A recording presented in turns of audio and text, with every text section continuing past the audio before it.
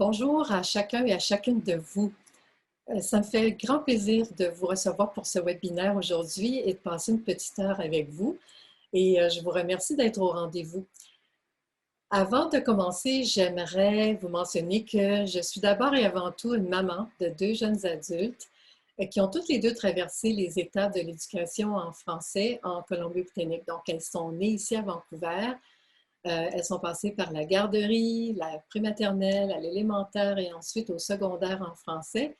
Alors, je peux vraiment m'identifier aux questions et aux préoccupations que vous pourriez avoir en ce moment, car moi aussi, j'en ai eu beaucoup des questions à l'époque, rassurez-vous. Alors, ma présentation d'aujourd'hui va porter sur plusieurs aspects du développement langagier des jeunes enfants bilingues qui grandissent en milieu anglo-dominant. Et je tiens à mentionner que pendant quelques années, la Fédération a eu la chance de travailler en très étroite collaboration avec la linguiste Annie Bourret, que peut-être certains d'entre vous connaissez, et dont les messages clés ont grandement inspiré le contenu de ce que je vais vous présenter aujourd'hui. Donc, si vous me le permettez, je vais prendre un petit instant pour mettre ma présentation en route. Bon, alors, concrètement, de quoi allons-nous parler aujourd'hui? Eh bien, je vous propose d'examiner ensemble les différents facteurs qui influencent le développement langagier bilingue d'un jeune enfant. On va voir tout d'abord quelle est la période optimale pour apprendre une langue, les particularités du développement langagier bilingue, les questions préoccupantes à savoir, bon, l'exposition à deux langues dès la naissance, est-ce que c'est bon ou mauvais? Est-ce que ça provoque des retards langagiers? Le mélange des langues, est-ce que ça veut dire que l'enfant ne maîtrisera jamais parfaitement ni l'une ou l'autre des deux langues? Donc, c'est des questions qui préoccupent beaucoup les parents.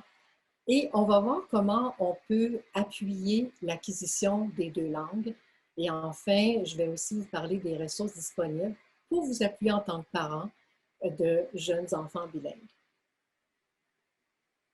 Donc, l'enfant commence petit à petit à physiquement développer, si vous voulez, ces 37 muscles qui vont lui permettre de créer des sons, de mettre des sons ensemble pour prononcer des mots qui vont ensuite former des phrases et des phrases qui vont éventuellement respecter les codes de la langue ou des langues auxquelles il sera exposé. Quelle est la période optimale pour apprendre une langue? Eh bien, elle a été traditionnellement définie par les linguistes comme la période allant de la naissance à 7 ans. Mais depuis un peu plus d'une décennie, la recherche a bien démontré que la capacité d'apprendre une langue est optimale chez l'enfant à partir de la 34e semaine de grossesse jusqu'à l'âge de 12 mois environ. En effet, l'audition du fœtus est déjà très, très développée dans les derniers mois de la grossesse et ils peuvent déjà reconnaître les sons de leur environnement. Donc, tous les sons, par exemple, la voix du grand frère qui parle au bébé, la voix de maman qui parle au cellulaire, peut-être la voix de papa qui chante ou le chien qui aboie. C'est pas une mauvaise idée de déjà faire écouter au bébé à naître des chansons, des comptines, de la musique en français, car il a déjà commencé à garnir son répertoire de sons in utero. Puis vous faites d'une pierre deux coups aussi si vous réalisez ces activités-là avec un enfant plus vieux qui sera encore exposé une fois de plus au français. Donc, c'est gagnant-gagnant. Dès leur naissance, les bébés sont très, très attentifs au son. Ils adorent qu'on leur parle. Et ils sont prêts et capables d'enregistrer n'importe quel son. Et c'est encore mieux quand on y met de l'intonation. On va maintenant jeter un coup d'œil au tableau du chercheur feu Dr. Mustard, les formations de synapses du cerveau. Donc, ce qu'on voit ici, ce sont les diverses courbes liées au type de développement spécifique en fonction de l'âge de l'enfant. Pour vous situer, sur l'axe horizontal, on voit les chiffres en blanc, bon, -6, -3, 0, -3 et 6. Notez que la partie de gauche qui correspond à l'âge en mois et que la partie de droite correspond à l'âge en années. Donc, on voit 1, 4, 8, 12, 16 ans. On voit bien ici les différentes courbes des développements spécifiques se dessiner en fonction de l'âge. Et si on s'attarde à la courbe en bleu, qui illustre la formation de synapses liées au langage, c'est ici qu'on constate que la capacité d'apprendre une langue, elle est optimale chez l'enfant à partir de la 34e semaine de grossesse jusqu'à l'âge de 12 mois environ, comme je vous l'ai mentionné précédemment. C'est effectivement durant cette période-là que le plus grand nombre de synapses, donc de connexions, se forment au cerveau en ce qui a trait au langage. C'est un peu pour ça qu'on entend parfois dire que c'est dommage de priver l'enfant d'une période si propice à l'apprentissage des langues. Parce qu'il y a certains parents qui se disent que c'est mieux d'attendre que l'enfant maîtrise bien une première langue avant d'en introduire une deuxième. Mais en faisant ce choix-là, ils privent en fait l'enfant d'une exposition à cette autre langue et ils le privent d'une intégration naturelle et sans effort dans le cerveau, parce que l'enfant est déjà naturellement bilingue. Prenons maintenant le graphique qui présente les résultats de la chercheure Patricia Kuhl de l'Université de Washington. Quand on regarde ce graphique qui montre l'âge optimal pour acquérir une deuxième langue, donc ici c'est un graphique sur la deuxième langue, on voit que la capacité reste élevée jusqu'à l'âge de 6-7 ans et que par la suite, cette capacité décroît assez rapidement. Il y a d'autres chercheurs qui disent que bon, c'est bon jusqu'à l'âge de 4 ans, mais tout dépend de la plasticité du cerveau de l'enfant. En fait, ce qui se produit, c'est que le cerveau de l'enfant atteint un seuil de maturation qui ne lui permet plus à un moment donné d'apprendre de façon plus intuitive, si vous voulez, comme c'était le cas quand il était très, très jeune. Ça ne veut pas dire que c'est impossible de devenir bilingue plus tard, mais c'est plus difficile parce qu'on sait que la compétence d'un cerveau de 3 ans, de 13 ans, de 33 ans ou de 63 ans, c'est pas pareil. Évidemment, on peut très bien apprendre une langue tout au long de sa vie, mais plus on avance en âge, on le sait, plus c'est difficile de maîtriser les sons propres à cette langue, de sorte qu'on développe un accent qui peut être plus ou moins prononcé.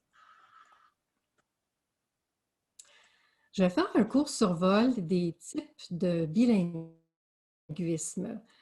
Donc, dépendamment de l'âge auquel on aura exposé l'enfant à une deuxième langue, on aura plus ou moins déjà fixé le type de bilinguisme pour cet enfant-là. Donc, si on l'expose aux deux langues dès la naissance, l'enfant va vivre un bilinguisme précoce simultané. On parle de bilinguisme précoce consécutif ou successif quand l'enfant a partiellement acquis une première langue lorsqu'il est tout jeune. Donc ça, c'est avant, par exemple, 4 ou 5 ans. Le bilinguisme tardif, c'est quand l'enfant apprend une seconde langue après l'âge de 6-7 ans. Par exemple, en immersion tardive, en ayant comme base sa langue maternelle. Donc, dans ce cas-là, il fait des transpositions de connaissances. Voyons maintenant les particularités. Quelles sont les particularités du développement langagier bilingue?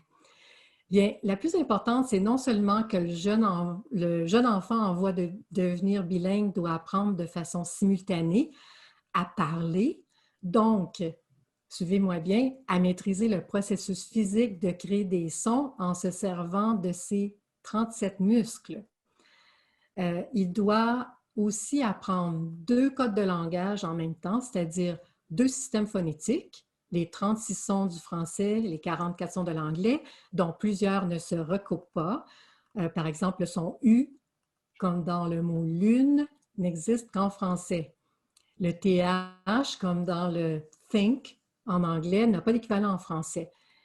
Et que dire de notre consonne chouchou, le fameux R, prononcé bien différemment en anglais qu'en français? As-tu vu le rat? Did you see the rat? Donc, c'est très, très différent pour la même lettre. L'enfant doit apprendre aussi 2 séries de mots de vocabulaire. Chien, dog, camion, truck, de l'eau, water, 2 systèmes grammaticaux et syntaxiques. Par exemple, le jouet de Sophie, Sophie's Toy. Et c'est un travail d'analyse très, très complexe pour l'enfant. C'est un processus qui est très exigeant. C'est pour ça qu'il faut donner le temps à l'enfant d'imbiber les 2 langues. Et on entend souvent dire qu'une image vaut 1000 mots. Ça va dépendre de la personne qui va le lui servir. Alors, jus ou juice ou même peut-être jugo. Donc, elle doit faire un travail d'analyse pour savoir, OK, je suis avec maman, maman c'est en français c'est jus, maman je veux du jus. OK? Vous me suivez bien? Alors maintenant, à vos souris tout le monde, j'ai une petite question quiz à vous poser.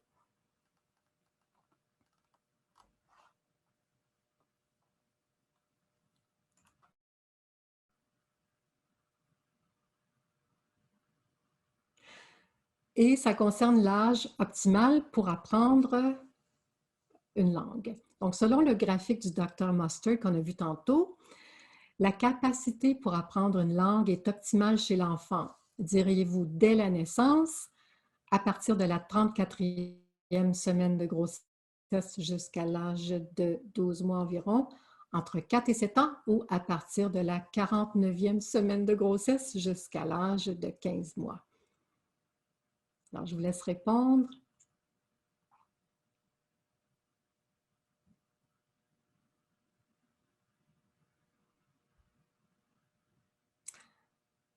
Alors, je pense que tout le monde a répondu.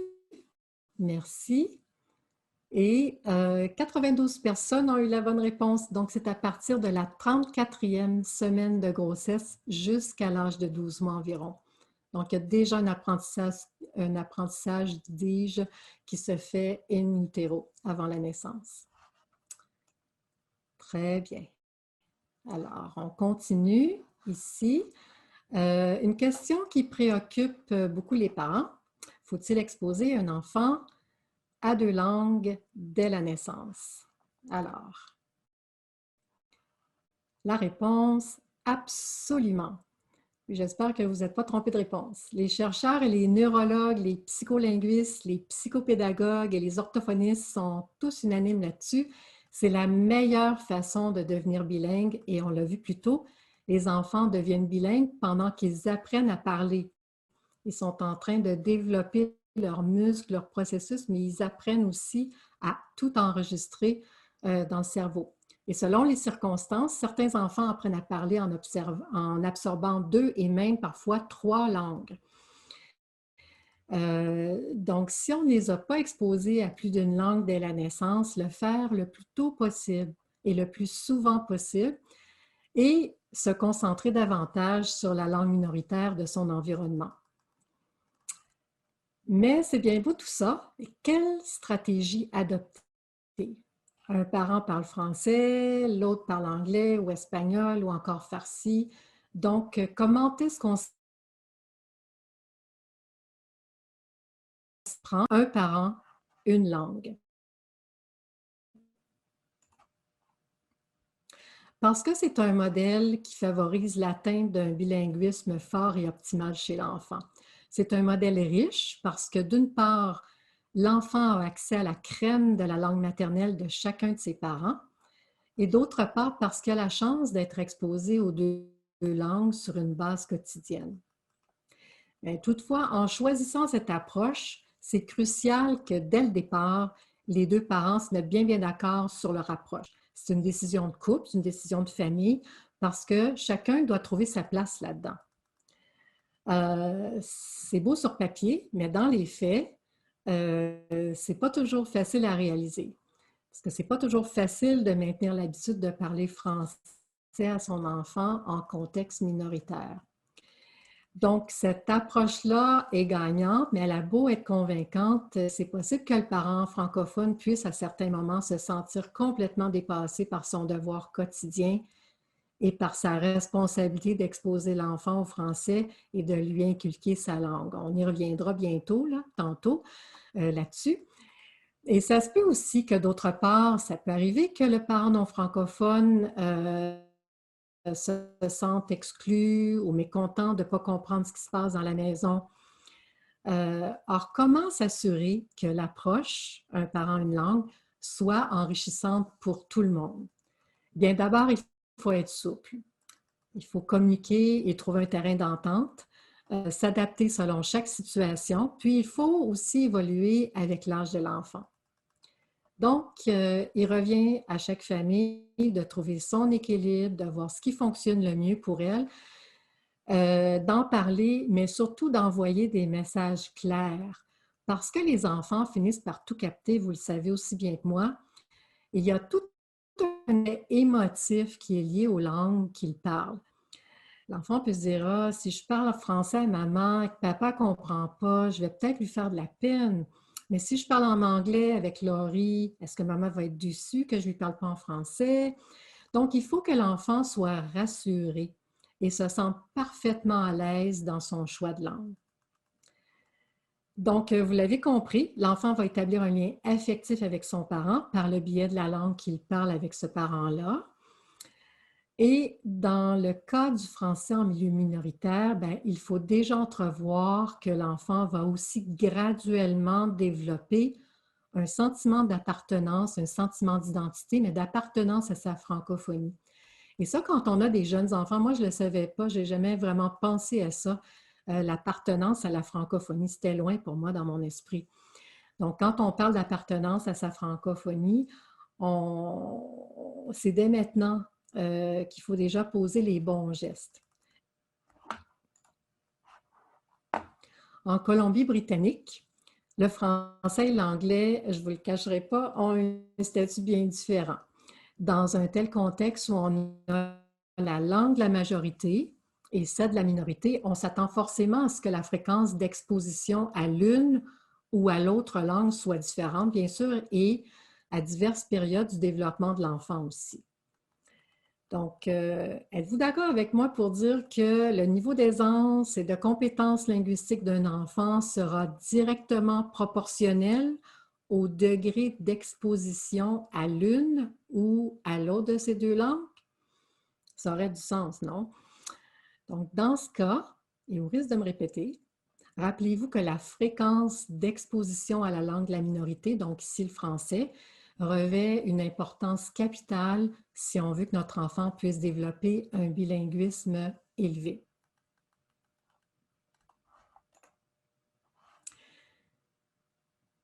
Parce que le bilinguisme revêt plusieurs avantages, et pas seulement pour obtenir un bon emploi dans la fonction publique puis avoir un bon plan de retraite plus tard, c'est pas ça. Mais qu'est-ce qu'on entend par un bilinguisme élevé? Eh bien, c'est la capacité de s'exprimer couramment dans deux langues sans préférence particulière, à l'écrit comme à l'oral, en passant de l'une à l'autre avec une grande fluidité. Ce qui revient plus souvent dans les résultats d'études sur le bilinguisme, c'est que le bilinguisme comporte des avantages énormes et prouvés, mais surtout sur le plan cognitif. On a constaté de façon générale que les enfants bilingues tendent à apprendre plus facilement et plus rapidement et ils ont de meilleures fonctions exécutives, concentration, résolution de problèmes, planification. Et par rapport aux autres unilingues, aux autres enfants unilingues, les enfants bilingues ont plus de facilité à se concentrer et à ne pas se laisser distraire. Il y a certaines études aussi qui parlent d'une pensée plus créative, plus flexible et plus ouverte. C'est ce qu'on appelle la pensée divergente, qui produit des solutions originales et moins conventionnelles. Et les études qui ont établi ceci partent de l'hypothèse que le fait d'avoir deux systèmes de représentation mentale, ça augmente la flexibilité et l'originalité de la pensée. Donc, la représentation mentale, c'est si on prend par exemple l'image d'une fleur, ça nous renvoie à deux mots, flower, fleur.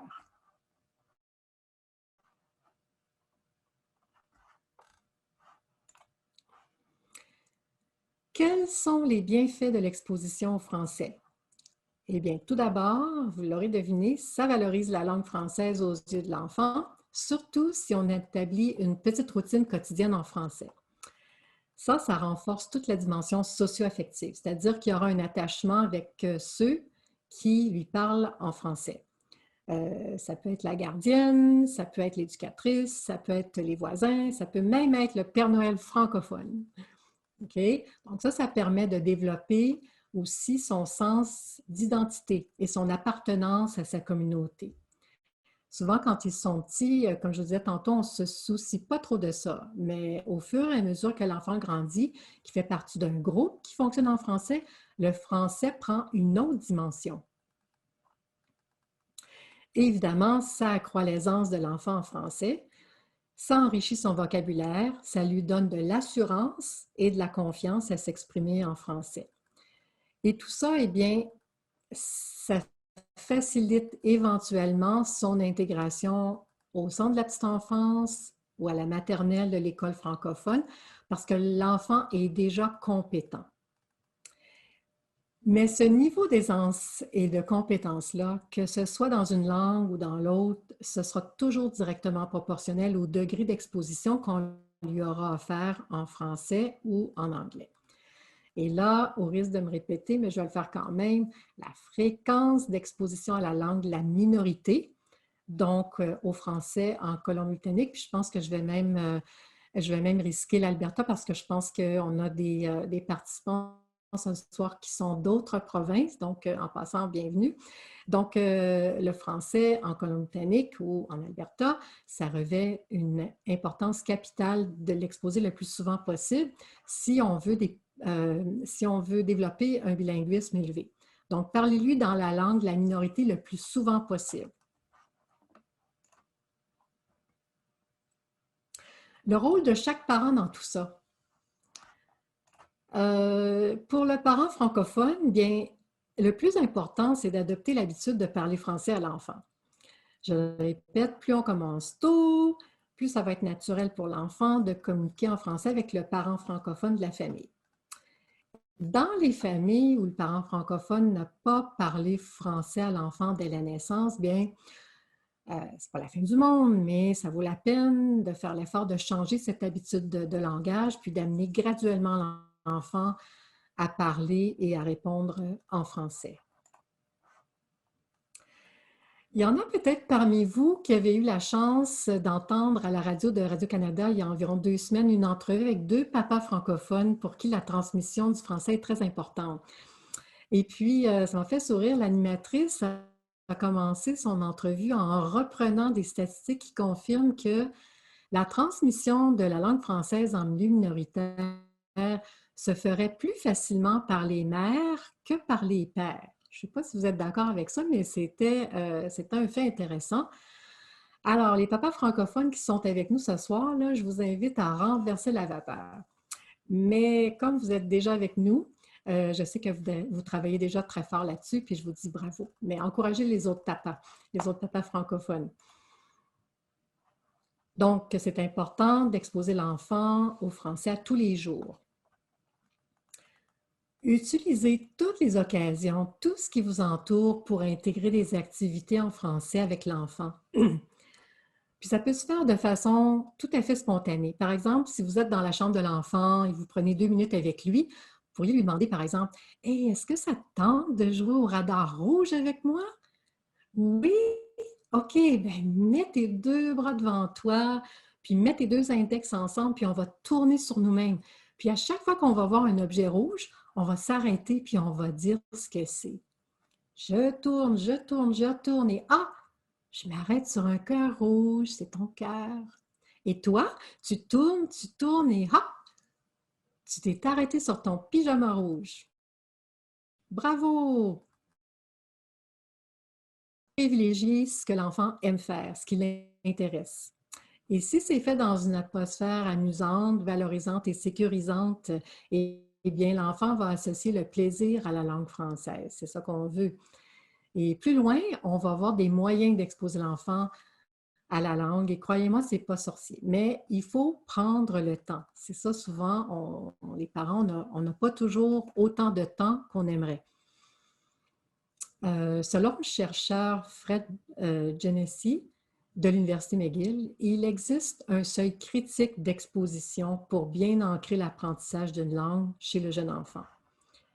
Ce seuil critique correspond à environ un tiers, on va dire 30%, du temps d'éveil d'un enfant. Donc, disons qu'on compte environ 12 heures d'éveil par jour sur 7 jours.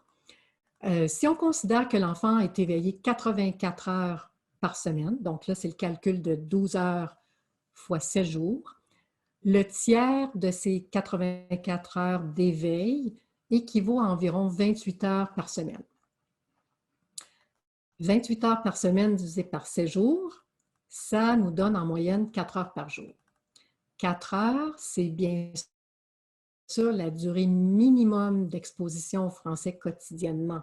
Cette exposition-là peut comprendre toutes les formes du langage. Okay? Donc, ça peut être l'écoute, ça peut être l'expression orale, on lui demande de raconter une histoire, ça peut être la lecture, la télévision, il peut entendre papa chanter en français, grand-papa qui parle au téléphone. Ça peut aussi être le son d'animation interactive en français sur ordinateur. Je suis sûre que vos enfants en consomment beaucoup.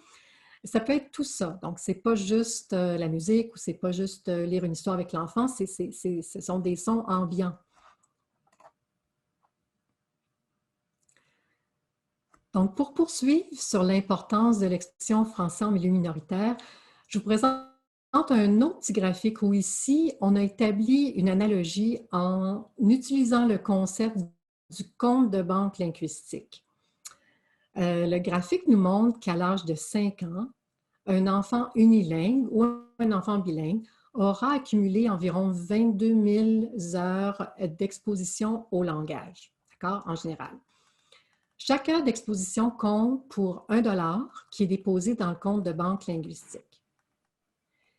Si vous regardez le coin inférieur gauche du graphique, là où on aperçoit le mot unilingue, là, sur l'axe horizontal, vous voyez qu'un enfant unilingue dispose d'un capital linguistique de 22 000 $. Bon, on arrondit ça là, parce que de 21 840 heures, on l'a arrondi à 22 000 heures, pour que ce soit plus facile à compter. L'enfant bilingue, lui, dispose du même capital linguistique de 22 000 heures, mais ce capital va être réparti différemment, en 2 comptes de banque, si vous voulez, qui va refléter son degré d'exposition aux 2 langues.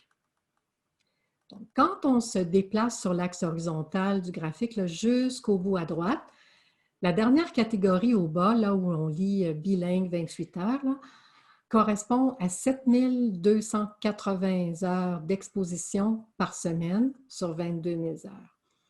Et c'est représenté par la section triangulaire en noir qui correspond aux 30% d'exposition au français pour un jeune enfant bilingue. Tout le reste, là, le pointillé, je ne sais pas ce que vous voyez exactement, mais tout le reste au-dessus, le pointillé ou la partie grise au-dessus du triangle noir, ça représente l'exposition à l'anglais. Bon, est-ce que ça vous parle, est-ce que ça parle assez fort? J'aime bien utiliser ce graphique-là pour assurer les parents qui s'inquiètent du fait qu'un enfant qui est exposé à 2 langues ou juste au français en bas âge risque de ne jamais apprendre à parler anglais correctement. En milieu minoritaire, l'anglais, c'est partout. Croyez-moi, vous n'avez pas besoin de vous inquiéter là-dessus. Vous allez même être surpris, si vous ne l'êtes pas déjà, de voir à quelle vitesse votre enfant va assimiler l'anglais. L'anglais, c'est contagieux, encore plus que la COVID. Je ne sais pas si c'est une bonne blague à faire, mais quand j'ai vu le mot contagieux, c'est ce qui m'est venu en tête. On le sait, les enfants sont comme des éponges et ils peuvent apprendre facilement et naturellement plusieurs langues en bas âge. Et je soupçonne que parmi notre groupe ce soir, comme je l'ai mentionné tantôt, il y a sûrement des familles trilingues. Et ça donne de beaux mariages, ça, de langues. Donc, on combine le français, bien sûr, avec soit l'anglais, le mandarin, le japonais, l'espagnol, peut-être l'allemand. Les jeunes enfants peuvent tout absorber en même temps. Soyez sans crainte. En fait, j'en discutais justement hier avec une de mes filles qui prend un cours à UBC sur le développement des jeunes enfants. Puis on en parlait, puis elle me rappelait que vers l'âge de 18-19 mois, en moyenne, ça peut varier, mais il y a une explosion de vocabulaire chez l'enfant. L'enfant peut enregistrer entre 10 et 20 nouveaux mots par jour très facilement, qu'importe la langue. Il s'agit qu'il entende le mot 2 ou 3 fois, puis ploc, le mot vient de se graver dans son répertoire. Là, ça ne veut pas dire que l'enfant est capable de reproduire le mot tout de suite, mais il le connaît, il l'a enregistré, puis il va s'en servir plus tard. Donc, c'est vrai que l'enfant a de grandes capacités d'absorption, mais à la condition qu'il soit fréquemment exposé aux langues qu'on a choisies pour lui et aussi qu'on l'expose dans des contextes variés. C'est beaucoup plus riche. Donc, rappelez-vous, ces petites éponges-là ne peuvent pas absorber ce qu'on ne leur donne pas. Puis, dans notre réalité francophone de l'instant, ce qui compte, c'est pas que l'enfant parle français un jour, c'est qu'il le vive tout de suite, chaque jour, dès sa naissance. Et tantôt, je vais vous parler de certaines ressources que vous pourrez utiliser avec votre enfant pour favoriser son exposition au français. Maintenant, à vos souris tout le monde, j'ai un autre petit quiz pour vous et ça concerne le temps idéal d'exposition à la langue. Donc, pendant combien d'heures par jour au minimum un enfant en voie de devenir bilingue doit-il être exposé au français pour bien ancrer l'acquisition de cette langue? Tout le monde a répondu très vite et très bien, 100%. Bravo, tout le monde a répondu, donc 4 heures par jour, minimum. Très bien, merci.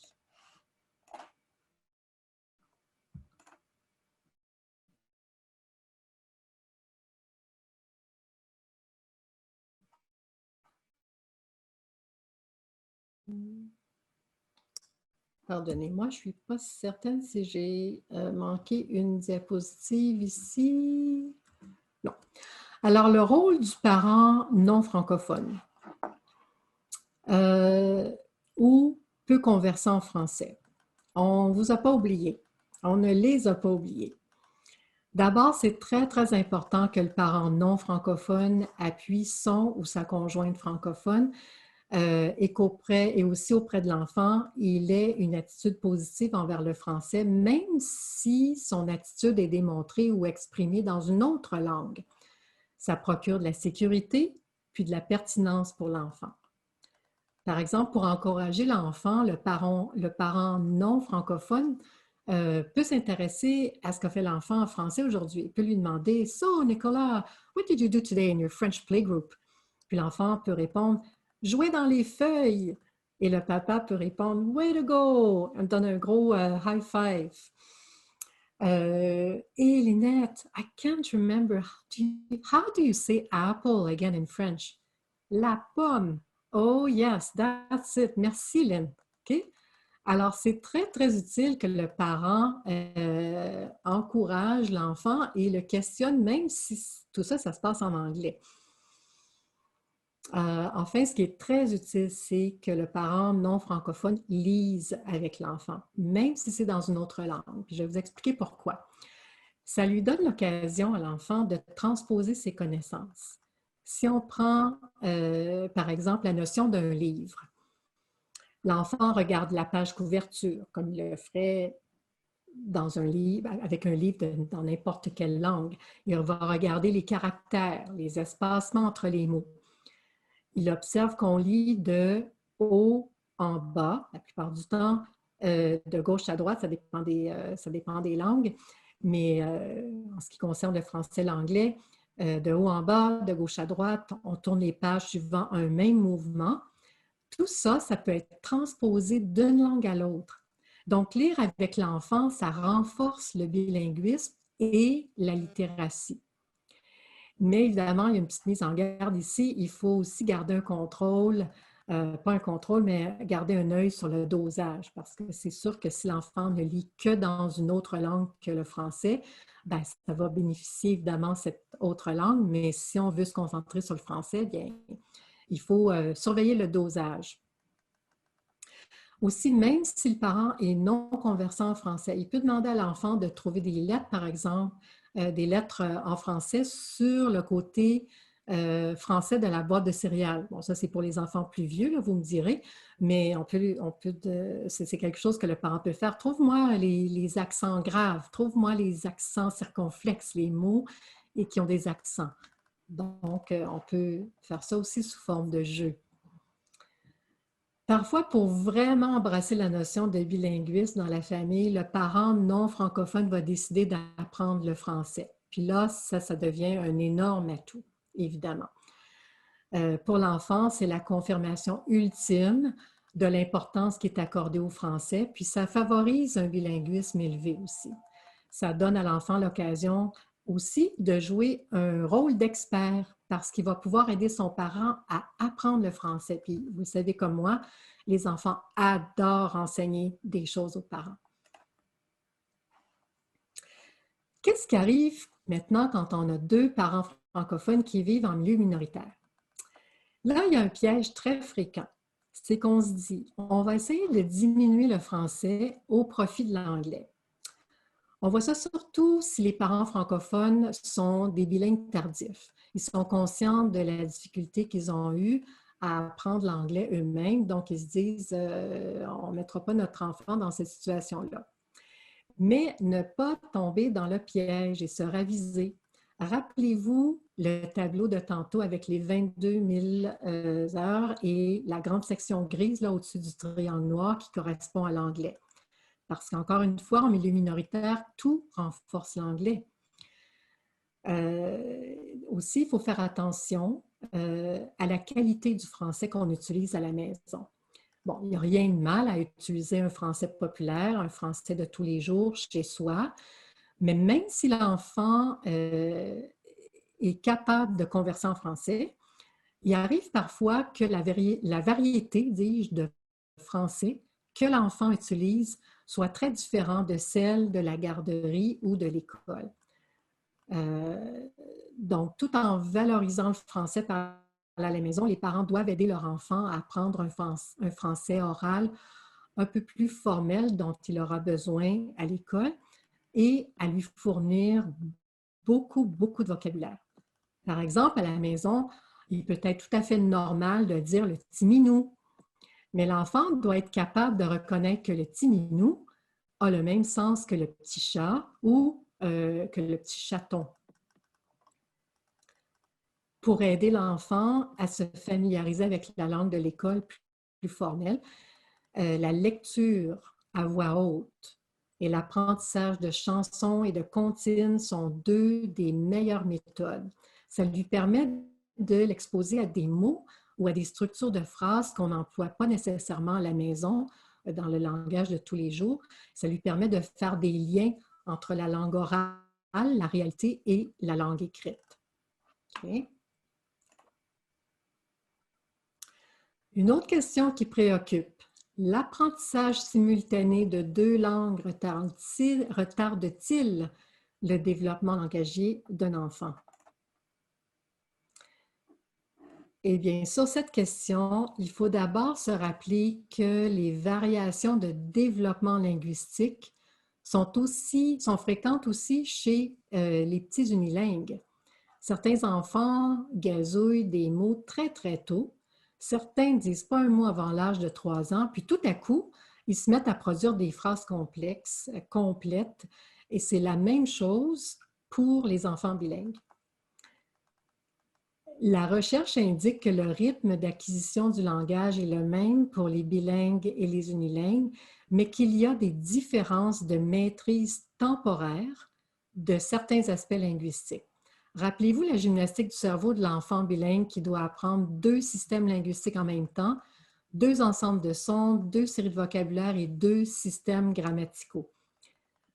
Et je vais introduire ici la notion de différenciation des systèmes parce qu'en plus d'apprendre chacun des systèmes, c'est-à-dire les sons, le vocabulaire, etc., comme l'enfant unilingue le fait, mais pour une seule langue, l'enfant bilingue, lui, doit en plus apprendre à les différencier.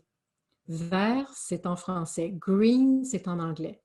C'est une tâche complexe du point de vue cognitif. Les enfants comprennent beaucoup plus de mots qu'ils peuvent en dire. Donc, il peut y avoir une disparité temporaire entre le vocabulaire que l'enfant comprend, donc le réceptif, et ce qu'il peut produire, l'expressif. C'est possible aussi que le vocabulaire du bilingue soit moins étendu pendant un certain temps, mais en bout de ligne, l'enfant bilingue finit généralement par présenter un vocabulaire beaucoup plus étendu. Ceci dit, chaque enfant va aller à son rythme. Il faut lui laisser du temps pour tout assimiler.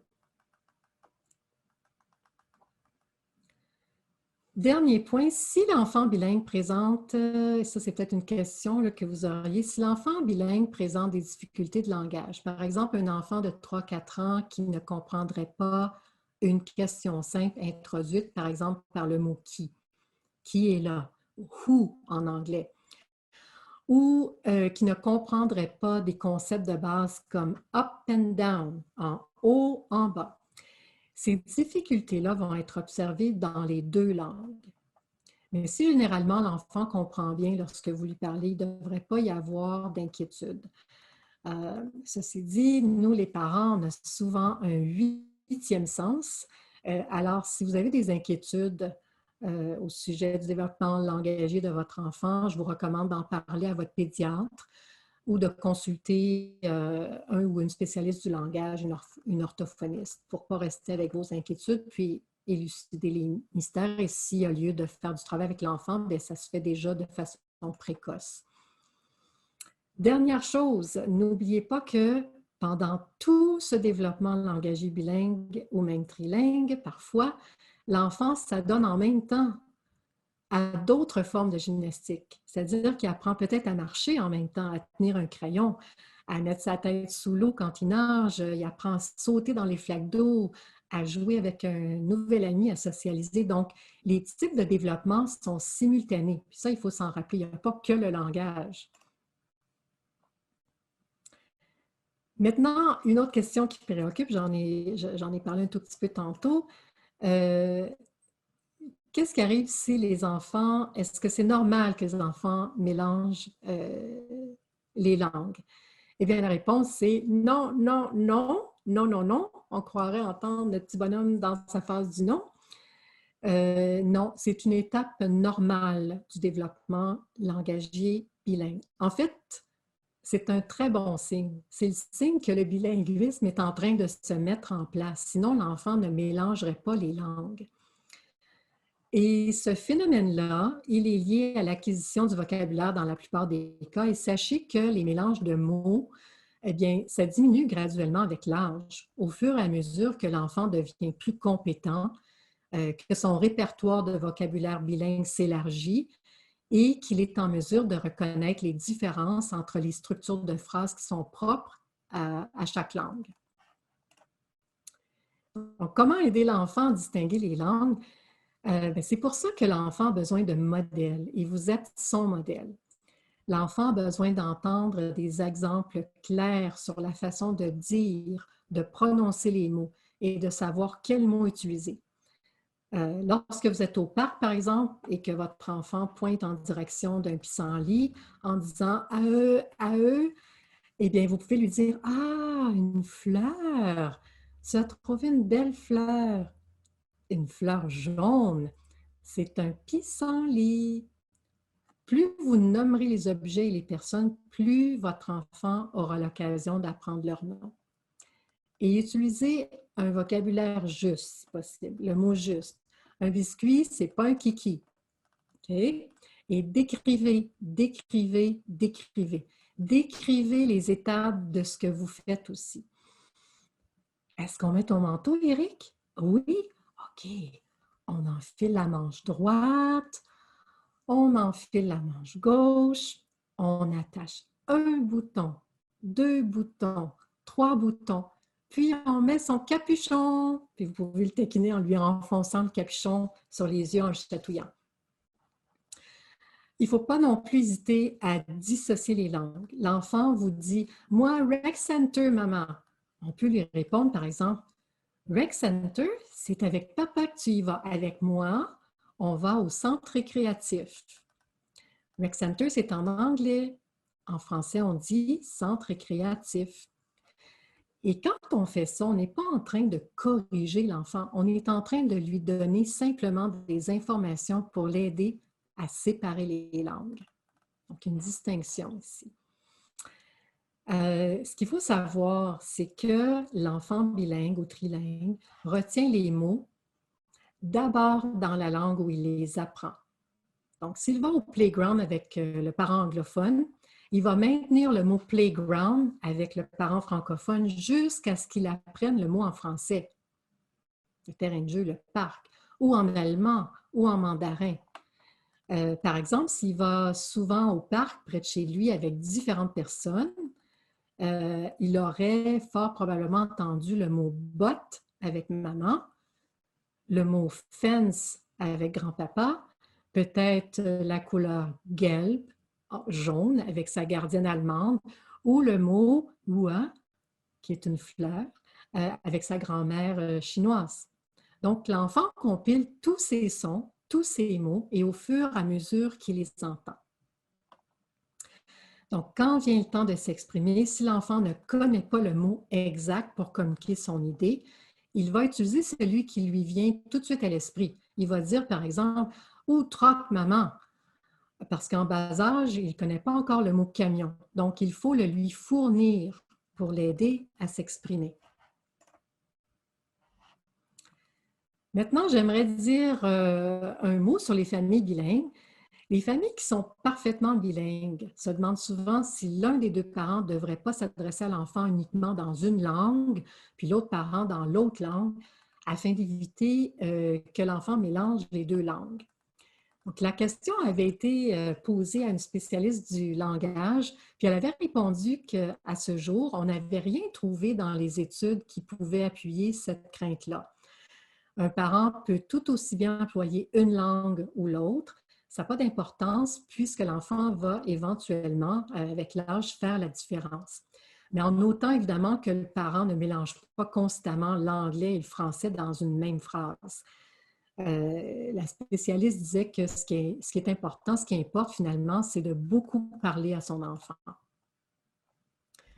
Puis ce conseil-là est repris par une spécialiste, Krista Byers-Heinlein, spécialiste du développement des enfants et de l'acquisition du langage à l'Université Concordia.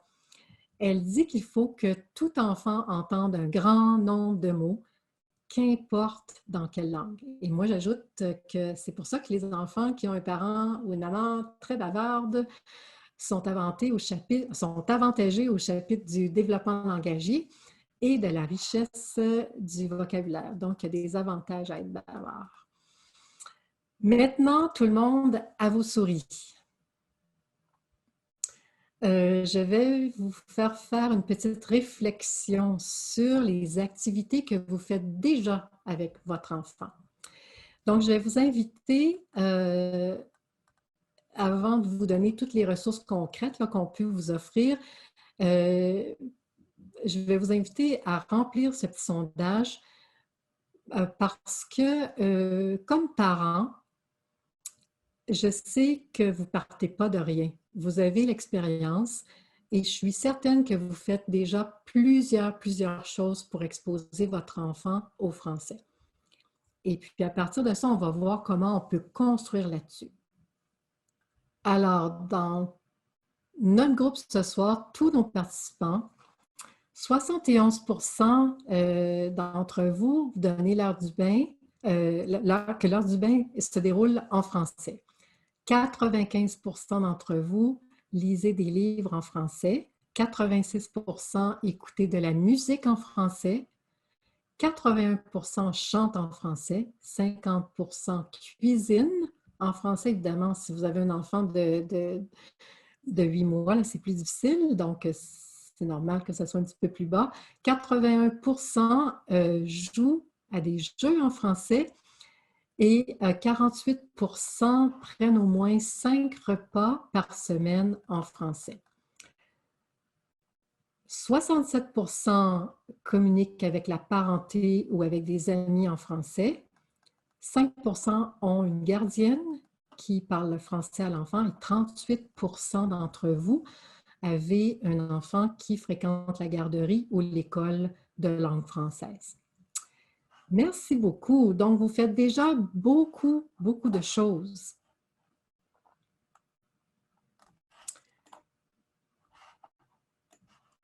Je vous parlais tantôt d'Annie Bourret, la linguiste Annie Bourret. Elle a créé un outil qui s'appelle les 4 R. Et je vais vous guider là-dedans. Les 4 R, ça consiste à, d'abord, avoir une routine. La routine, ça donne une sécurité émotionnelle à l'enfant parce que c'est prévisible, une routine. Et ça valorise le français par son caractère habituel. Donc, vous avez vu, ceux qui lisaient en français avec votre enfant tous les soirs, c'est une habitude. C'est réconfortant pour l'enfant de savoir que ça va se produire après le bain.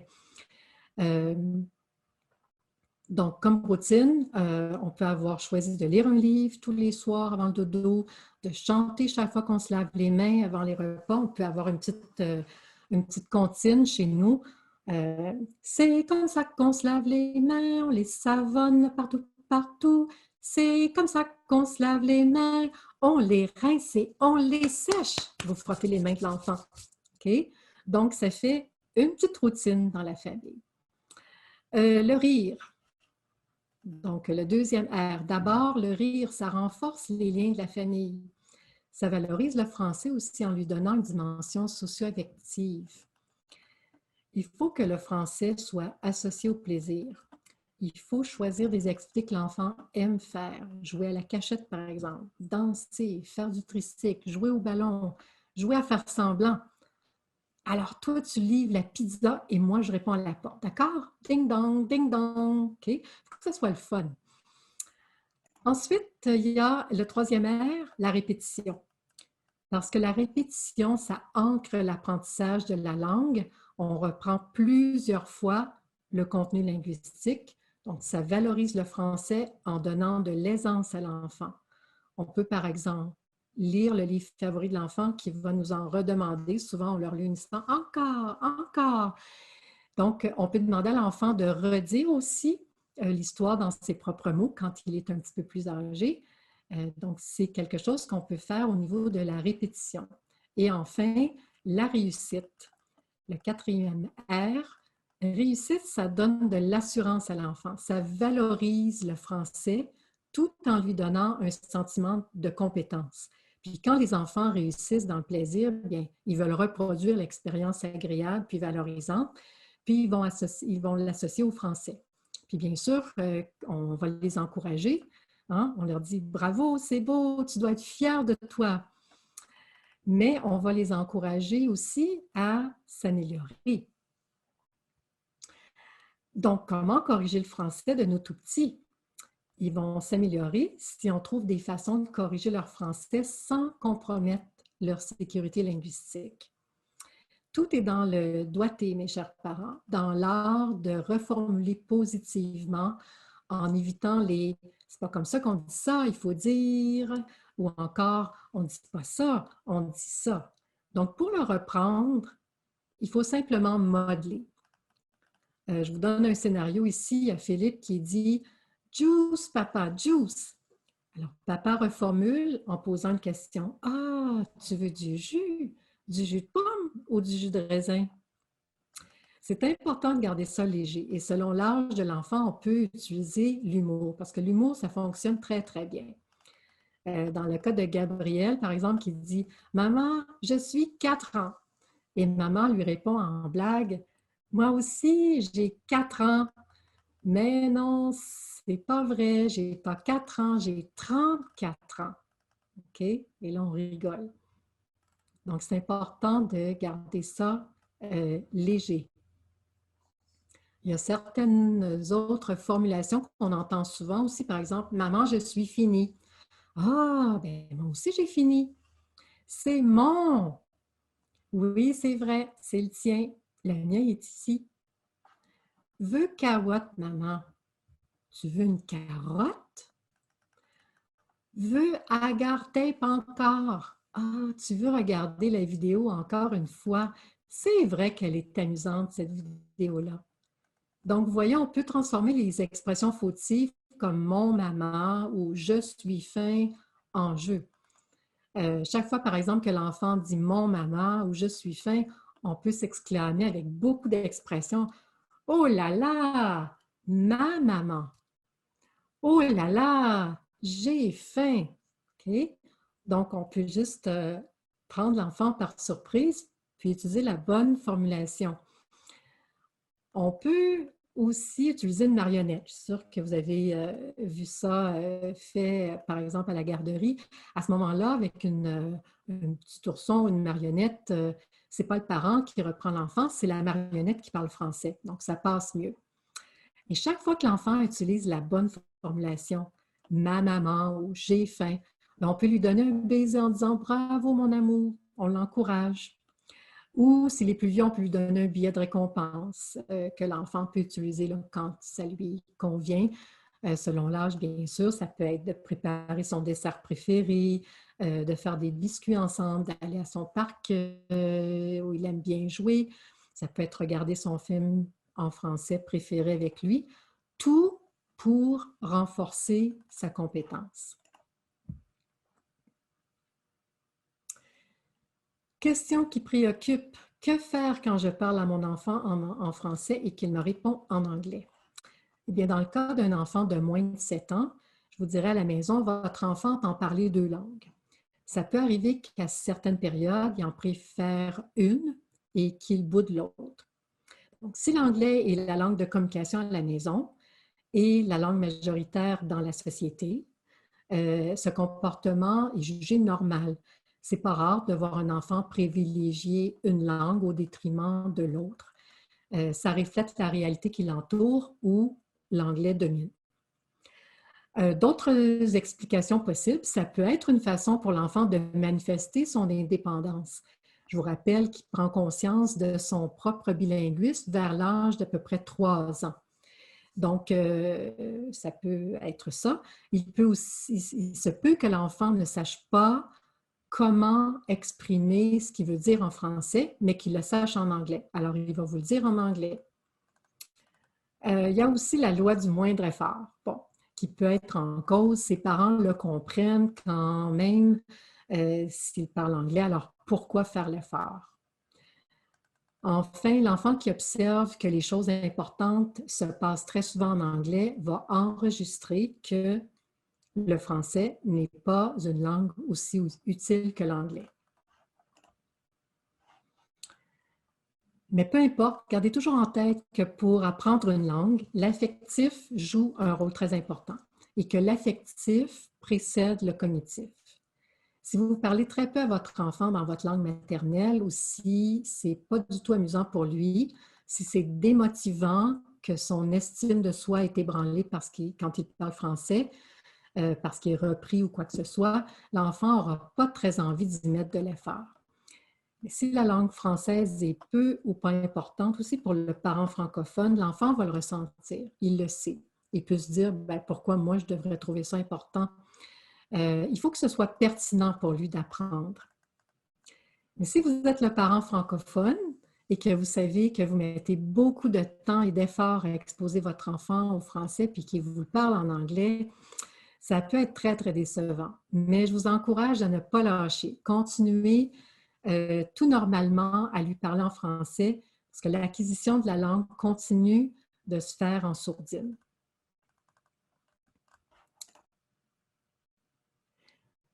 Maintenant, je vous ai dit, bon, je vous ai donné des petits trucs là, tout simples tantôt de façon très spontanée, comment exposer l'enfant, comment faire des jeux avec l'enfant. en français.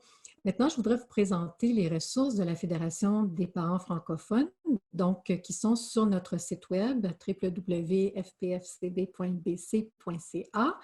Vous allez sous ressources et vous allez sous petite enfance et vous allez trouver des outils pour les parents d'enfants d'âge préscolaire, donc de la naissance à 5 ans et même plus. Je vais vous parler d'abord de la trousse bébé francophone.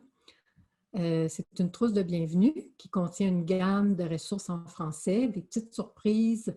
Et si vous êtes francophone et que vous attendez un bébé ou encore si vous avez, en fait, je sais qu'il y en a certains d'entre vous qui attendez bébé, peut-être bébé numéro 1 même, si vous avez un enfant d'1 an ou moins et que vous n'avez pas reçu votre trousse, vous pouvez la commander gratuitement sur notre site.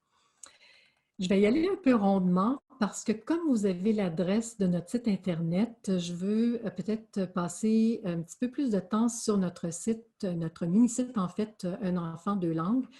Mais je vais vous nommer, donc si vous allez sur le site Internet, vous allez voir l'infolettre Grandir en français. Notre mini-site Un enfant, deux langues dont je vous parlais. Et il y a aussi des feuillets bilingues, donc français-anglais, pour les parents sur certains thèmes. Regardons juste pendant quelques minutes le mini-site Un enfant, deux langues. On y présente un éventail de ressources puis de références concernant le développement langagier bilingue des jeunes enfants en milieu minoritaire. On peut consulter le site, en fait, cette rubrique par sujet ou encore par groupe d'âge. Donc, c'est très, très bien fait. Il y a aussi, je veux attirer votre attention juste en dessous de l'icône d'Un enfant, deux langues.